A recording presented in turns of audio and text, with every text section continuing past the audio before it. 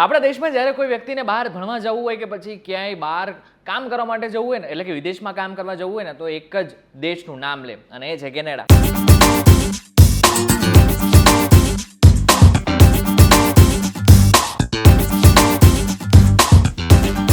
ડોલરમાં પૈસા કમાવા મળે, PR મળે અને ઇઝીલી વર્ક પરમિટ પણ મળી જાય. હવે જો ઘણા બધા લોકોને અત્યારે વર્ક પરમિટની ઈચ્છા ધરાવતા હોય છે કે એમને જલ્દીથી જલ્દી વર્ક પરમિટ મળી જાય અને તેઓ ત્યાં જઈને ડોલરમાં પૈસા કમાય. જો તમારા મનમાં બી એવો ક્વેશ્ચન હોય કે વર્ક પરમિટ કેવી રીતના મળશે અને આખી પ્રોસેસ શું છે, તો ગભરાવાની બિલકુલ જરૂર નથી.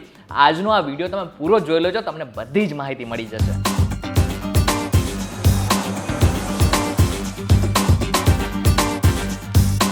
Hello guys, welcome to way to વિદેશ એન્ડ માય નેમ ઇઝ કરણ ચરોતરા. હવે જે લોકોને કેનેડામાં જઈને કામ કરવું છે, એના માટે વર્ક પરમિટ લેવી છે ને, એટલા માટે હવે અમારી સાથે એક એક્સપર્ટ છે જેમનું નામ છે નિરાલી પટેલ. નિરાલી, સૌથી પહેલાં તો VTV ગુજરાતી.com પર ફરી એકવાર તમારું સ્વાગત છે. હવે ચલો, ઘણા બધા લોકોને વર્ક પરમિટ જોઈએ છે, તો હવે કેવા કેવા લોકોને વર્ક પરમિટ મળી જાય એની પહેલાં પણ એક ક્વેશ્ચન પૂછી લઉં. એકચ્યુઅલી વર્ક પરમિટ છે શું, એ જ લોકોને નહીં ખબર હોય. ઓકે, વર્ક પરમિટ એક પ્રકારનું પરમિશન છે કેનેડિયન ગવર્મેન્ટ તરફથી, જે તમને અલાઉ કરે છે કેનેડામાં કામ કરવા માટે. બરાબર. તો હવે આ કોને કોને મળી શકે આ વર્ક પરમિટ? જે વ્યક્તિને કામ કરવા જવું છે કેનેડા, જેમ કે એને પોતાના કન્ટ્રીમાં ભણ્યું છે અથવા કેનેડાની અંદર ભણી લીધું છે, હવે કામ કરવા માટે કમ્પલસરી એ લોકોને પરમિટ હાથમાં જોઈશે. પરમિટ એ પરમિશન છે, જેમ આપણે આગળ વાત કરીએ. સો આ પરમિશન લેવા માટેની આખી એક પ્રોસેસ ફોલો કરીને અગર એ કેનેડાની વર્ક પરમિટ લે છે, તો એ વર્ક પરમિટ લેટર કહો કે પછી વર્ક પરમિટ એક પ્રકારનું વિઝા છે, એને તમે જે નામ આપવું હોય આપી શકો. પરમિટ આવ્યા પછી જ તમે કમ્પલસરી કામ કરી શકશો. બરાબર. તો હવે જે વર્ક પરમિટ છે, હવે જે વ્યક્તિને લેવી છે, તો મતલબ કે કેવી રીતના લેવાની છે? વર્ક પરમિટ લેવાની પ્રોસેસ થોડી ઘણી સિમ્પલ છે, પણ બહુ જ ધ્યાન રાખવું પડશે. સૌથી પહેલાં તો તમે એ ફાઇન્ડ કરો કે તમારે ક્યાં આગળ કામ કરવું છે. લાઈક કેનેડામાં ઘણા બધા સ્ટેટ્સ છે. સૌથી પહેલાં તમે સ્ટેટ નક્કી કરી લો. સ્ટેટ નક્કી થઈ જાય છે એટલે કયા ફિલ્ડમાં કામ કરવું છે. શું એ તમે જે ફિલ્ડમાં ભણ્યા છો કે કામ કર્યું છે એ જ ફિલ્ડમાં તમારે આગળ કામ કરવું છે કે એનાથી કંઈક અલગ છે? હવે ફિલ્ડ નક્કી કરી લીધી પછી ચોક્કસપણે એમ્પ્લોયર નક્કી કરી લો તમારે કોના ત્યાં કામ કરવા જવું છે. સો એમ્પ્લોયરનું આખું લિસ્ટ હરેક સિટી વાઇઝ કે સ્ટેટ વાઇઝ તમને જોવા મળતું જ હોય. Even if you Google it out તો પણ ઘણા બધા એવા એમ્પ્લોયર્સનું લિસ્ટ બહાર આવશે. એમ્પ્લોયર નક્કી કરી દીધું છે પછી એમ્પ્લોયરને અપ્રોચ કરો. જેમ તમે અહીંયા ઇન્ડિયામાં નોર્મલી જોબ અપ્લાય કરતા હશો, એવી જ રીતે કેનેડામાં તમે જોબ અપ્લાય કરી શકો. લિંક્ડઇન છે, જોબ બેંક છે, એવા ઘણા બધા અલગ અલગ પોર્ટલ્સ છે જે માધ્યમથી તમે એમ્પ્લોયર શોધીને એને અપ્લાય કરો. કોઈક ઇન્ટરવ્યૂ કોલ આવે છે એને અટેન્ડ કરો. અગર એમ્પ્લોયર તમારાથી ઇમ્પ્રેસ્ડ છે તો એ ચોક્કસથી તમને ઓફર લેટર ઇસ્યુ કરશે. હવે કેનેડાની અંદર ઓફર લેટર જ્યારે તમે વાત કરો તો આ કોઈ સિમ્પલ ઓફર લેટર નથી હોતો. આ ઓફર લેટર કમ્પલસરી ગવર્મેન્ટના અપ્રુવલ સાથે આવેલો ઓફર લેટર હોવો જોઈએ. અપ્રુવડ ઓફર લેટર આવી જાય છે એ પછી તમે તમારી વર્ક પરમિટ એપ્લિકેશન ફાઇલ કરીને ફીસ પે કરીને પરમિટની રાહ જોઈ શકો છો. અચ્છા, તમે ફિલ્ડની વાત કરી વચમાં, તો હવે કયા કયા પ્રકારના ફિલ્ડ હોય કે જ્યાં આપણને વર્ક પરમિટ ઇઝીલી મળી જાય આરામથી? એવો કોઈ ક્રાઇટેરિયા કશું છે એમ? હા, ક્રાઇટેરિયા ગણી શકો છે. અગર ફિલ્ડની વાત કરો તો ઘણી બધી ફિલ્ડ્સ એવી છે જે ગવર્મેન્ટે ઓપન કરેલી છે. લાઈક અગર તમારે હોટેલ ઇન્ડસ્ટ્રીમાં કામ કરવું છે તો બી કરી શકો. તમે આઈટીમાં કામ કરવા માંગો છો તો બી કરી શકો. કમ્પ્યુટર છે, ટીચિંગ છે, ડે કેર છે, કેર ગિવિંગ છે, ઘણી બધી એવી ફિલ્ડ છે જેમાં તમે કામ કરવા માંગો તો કરી શકો છો. આપણે ફિલ્ડની વાત કરી લીધી, તો હવે બની શકે મારે કોઈ એક ફિલ્ડમાં છે, એમાં અપ્લાય કરવું છે, તો મને કંઈ જરૂર પડશે કે મેં ખાલી અપ્લાય કર્યું અને મને મળી જાય? અગર ફિલ્ડ તમારી ભણતરની હશે અને એમ્પ્લોયરને કોઈ વાંધો નહીં હોય તો એ ડિરેક્ટ પ્લેસમેન્ટ આપીને ઓફર આપીને ઇસ્યુ કરી શકે છે તમને. અગર તમે કોઈ અલગ ફિલ્ડથી બિલોંગ કરો છો, લાઈક તમે ભણ્યા છો કોમર્સ, હવે જવું છે તમારે કોઈ ટેકનિકલ સાઇડ, તો તમારે એ બંને વચ્ચેનું બેઝ બનાવવું પડશે. શું તમે કોઈ સર્ટિફિકેશન કર્યું છે કે પછી કોઈ તમે એપ્રેન્ટાઇસશીપ કરી છે કે કોઈ ટ્રેનિંગ લીધી છે પ્રેક્ટિકલી? અગર હા, તો એ સર્ટિફિકેટ તમારો બેઝ બનશે. આ આખી ચેઇન કમ્પ્લીટ લાગશે તમારા એમ્પ્લોયરને અને એમ્પ્લોયર પોતે એને જસ્ટિફિકેશન આપી શકશે કેનેડિયન ગવર્મેન્ટને. ત્યારે જઈને તમારી પરમિટ ઇસ્યુ થવાના ચાન્સીસ વધશે. અચ્છા, આ બધાની વચ્ચે એક હજી એક ક્વેશ્ચન છે કે વર્ક પરમિટ એક જ ટાઈપનો હોય કે પછી અલગ અલગ ટાઈપના હોય? વર્ક પરમિટ અલગ અલગ ટાઈપના હોય છે. નંબર 1, તમે અગર ભણો છો અને ભણવાની જોડે જોડે પાર્ટ ટાઈમ જોબ કરવાની પરમિશન જોઈએ છે તો એ પાર્ટ ટાઈમ જોબ કરવા માટેની પણ વર્ક પરમિટ આવે છે, જે તમારા સ્ટડી પરમિટની જોડે જોડે આવી જશે.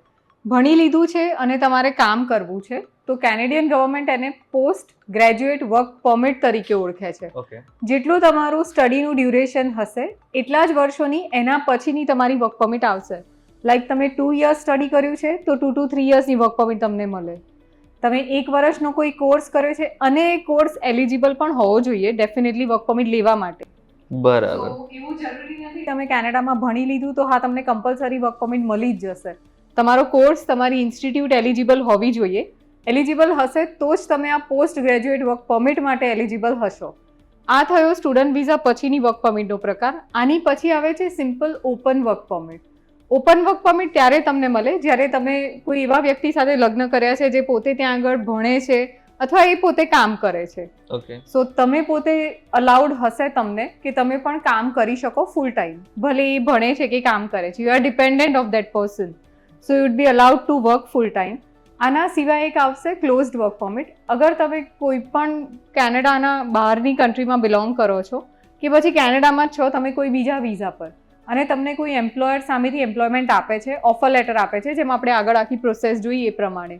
સો ઓફર લેટર લઈને અગર એમ્પ્લોયરે અપ્રુવલ લીધું છે તમારી માટે તો એ તમારી માટે એક ક્લોઝડ વર્ક પરમિટ ગણાશે. ક્લોઝડ વર્ક પરમિટ પર અગર તમે છો તો તમારે એક વસ્તુ ધ્યાન રાખવી પડે કે તમે એમ્પ્લોયર ચેન્જ નહીં કરી શકો. ઓકે. કારણ કે તમારી વર્ક પરમિટ આવી છે એ એમ્પ્લોયરના બેસિસથી. હવે એમ્પ્લોયરનું નામ તમારા પરમિટ પર છે, તમારી ક્લોઝડ વર્ક પરમિટ છે, તો કમ્પલસરી તમારું જેટલા વર્ષનું અગ્રીમેન્ટ બન્યું છે એટલું પૂરું થવાની રાહ જોવી પડશે. ક્લોઝડ વર્ક પરમિટ પછી તમે ચોક્કસથી એને જ્યારે એક્સટેન્ડ કરાવો છો તો એ કોઈ પણ ટાઈપની હોઈ શકે. એ ઓપન વર્ક પરમિટ બી તમે બીજી લઈ શકો કે બીજી પછી કોઈ પણ ક્લોઝ વર્ક પરમિટ બી લઈ શકો છો. અચ્છા, એટલે 3 પ્રકાર છે અલગ અલગ. હા, બીજા નાના નાના ઘણા બધા હિડન કેટેગરીઝ છે વર્ક પરમિટની, પણ એ ડિપેન્ડ પ્યોરલી કરશે તમારી એલિજિબિલિટી અને તમારા અત્યારના સિનેરિયો પર. લાઈક તમે કેનેડામાં જે પણ કરતા હશો એલિજિબિલિટી પ્રમાણે તમારું નક્કી થશે કઈ વર્ક પરમિટની ટાઈપમાં તમે ફોલ કરશો. આ બધી વસ્તુ સાચી, પરંતુ હવે જ્યાં મારે અપ્લાય કરવું છે, હવે એમ્પ્લોયર જે મને નોકરી આપવાનો છે તે કેવો હોવો જોઈએ? એમ્પ્લોયરના ઘણા બધા રિક્વાયરમેન્ટ્સ છે જે ફૂલફિલ થયેલા હોવા જોઈએ. નંબર 1, એમ્પ્લોયર પોતે ટ્રસ્ટવર્ધી હોવા જોઈએ. નંબર 2, એમ્પ્લોયર પોતે રજિસ્ટર્ડ હોવા જોઈએ. જે સિટીમાં બિલોંગ કરે છે, જે સ્ટેટમાં બિલોંગ કરે છે ત્યાંનું રજિસ્ટ્રેશન એમ્પ્લોયરે કમ્પ્લીટ કરેલું હોવું જોઈએ. Number 3, which is again very important, કે એમના ત્યાં PR કે સિટીઝન્સ વર્ક કરે છે. અગર હા તો જ એ વ્યક્તિ તમને હાયર કરવા માટેનું અપ્રુવલ લઈ શકશે ગવર્મેન્ટ પાસેથી. અગર ના તો પહેલાં એમને એમના પોતાના સરાઉન્ડિંગ એટલે કે પહેલાં ત્યાં જે વસે છે એ લોકોને ચાન્સ આપવો પડશે, પછી એ તમને બોલાવી શકશે. નંબર 4, અગર એમ્પ્લોયર તમને હા પાડે છે પ્લસ એમના ત્યાં આગળ કોઈ એવી ડેઝિગ્નેશન છે જે ઓલરેડી તમારા સિવાય કોઈને અપાઈ ગઈ છે તો એમનું ઓથેન્ટિસિટીમાં જશે ફાઇલ. આ સમયે એમ્પ્લોયર થોડું ઘણું ધ્યાન રાખશે કે એ ઓથેન્ટિસિટી પાસ કરશે તો જ એ તમારા બેમાંથી કોઈ એકને સિલેક્ટ કરશે. હવે એમ્પ્લોય કેવો હોય તો તમે વાત કરી લીધી, વાત સાચી છે કે એમની પાસે સર્ટિફિકેટ્સ હોવા જોઈએ, ગવર્મેન્ટના રાઇટ્સ હોવા જોઈએ. પરંતુ આપણે એક યુઝર હતા કે જેમને પૂછેલો હતો કે મેં કેનેડામાં અપ્લાય કર્યું છે કંપનીમાં, પરંતુ હવે મને ત્યાંથી જવાબ જ નથી આપતો. હા, એવું બનતું હોય છે. Like out of 1000 you get 1 approach from employer. જેમ આપણે આગળ વાત કરીએ, સૌથી પહેલાં તો એમ્પ્લોયર એ જોશે કે એમને નજીકમાં ક્યાંથી મળે છે એમ્પ્લોઈઝ. હવે માની લો એમને શોધી લીધા છે, ઇઝી રાખશે પોઈન્ટ્સ કે હા મારા આટલા સ્લેબ્સ છે, મને એક ઇંગ્લિશ સ્પીકિંગ જોઈએ છે, મને એક બેઝિક ટેકનિકલ નોલેજવાળી વ્યક્તિ જોઈએ છે, તો એને કદાચ મળી જશે આજુબાજુથી. એમ્પ્લોયરની નીડ કદાચ થોડી હાયર છે જે એમને લોકલમાંથી નહીં મળે તો ચાન્સ બને છે કે તમારી એક્સ્ટ્રા ઓર્ડિનરી સ્કિલ્સ એમ્પ્લોયરને કન્વિન્સ કરે અને એમ્પ્લોયર તમને અપ્રોચ કરે. મતલબ કેનેડા જેવા દેશમાં જ્યાં પોતાની પાસે જેટલી મેઇન પાવર છે, ત્યાં જ્યાં સ્કિલફુલ લોકો છે, તો હવે આમ તો જો કે નો ડાઉટ ભારતીયો પાસે પોતાની એક પ્રકારની સ્કિલ છે. દરેક ભારતીય પાસે કંઈક સ્કિલ છે, એમાં કોઈ જ શંકાને સ્થાન નથી. પરંતુ એવા કયા ચાન્સ બની શકે કે જ્યારે કેનેડામાં એ લોકો પોતાના લોકો ના લઈને વિદેશમાંથી એટલે કે ભારતીયોને લે, એવા કોઈ ચાન્સીસ ખરા? છે, ઘણી બધી જગ્યાએ એવું બનતું હોય છે કે એમ્પ્લોયની નીડ એવી હોય છે જે ફૂલફિલ કરવા માટે એમને ઇન્ડિયન્સને અપ્રોચ કરવો પડે છે. Like long hours of work are only stretched by Indians. બીજું, Indians are pro in having the languages. They can talk, they can read, they can learn any new language they want. So એ બધી વસ્તુ ઘણીવાર એમ્પ્લોયરને સારી રીતે એમના needs fulfil કરવા માટે મનાવી લે છે. બરાબર. આમ તો જો કે વાત સાચી છે કે ઘણી બધી જગ્યાએ આપણા ભારત દેશમાં ઘણી બધા એવા કંપનીઓ છે કે જ્યાં લોકો મતલબ પૈસા કમાવા માટે ઓવર ટાઈમ તો કરે છે, ઘણી બધી જગ્યાએ તો એવું પણ છે કે મજબૂરીના હિસાબે પણ લોંગ અવર્સ કરી લેતા હોય છે, પરંતુ ત્યાં એક વાત સારી છે કે ત્યાં ઓવર જે કામ કરો છો વધારાનું એમાં તમને વધારે પૈસા બી મળે છે, રાઈટ? હા, મળે છે. અગર એમ્પ્લોયર તમારા નક્કી કરેલા કલાકો બાઉન્ડ કરે છે અને એનાથી એક્સ્ટ્રા તમે કંઈક કામ કરીને એમને આપો છો, જે એમના પ્રમાણે, એમના અગ્રીમેન્ટ પ્રમાણે, અગર એક્સ્ટ્રા લોંગ આર્સનું પેમેન્ટ તમારું બનતું હશે, then you are really given very good amount. Not only as of your salary, એનાથી પણ કંઈક વધારે એમ્પ્લોયર્સ આપે છે.